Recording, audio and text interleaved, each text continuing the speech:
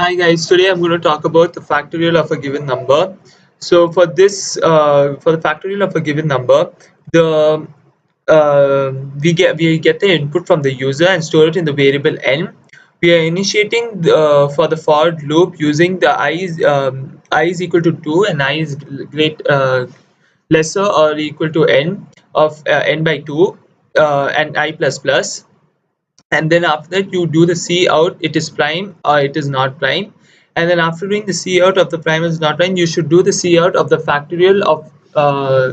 the brackets n bracket fact return O 0, and then you have to do the C out of even and odd but before that though, and C out of the even and odd, and then after that you build it, and then after that you run it and like enter number like 67, 66, sorry, then it is not prime, and factorial and even factorial of 66 is 0, and the process that's all you got it.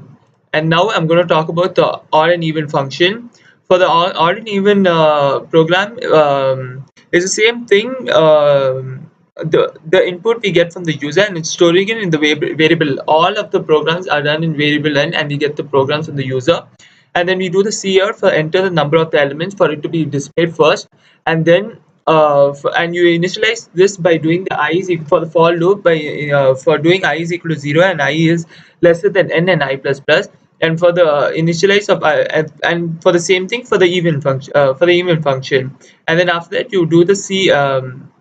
out of number of odd elements and C out of the number of even elements, and then after that you build it, and then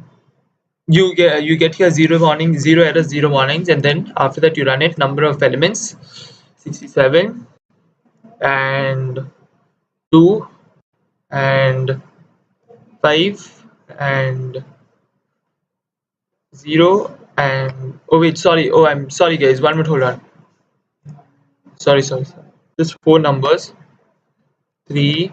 4, 5, 6, and there you go, number of ordinary elements and number of even elements. Thanks guys, see you later.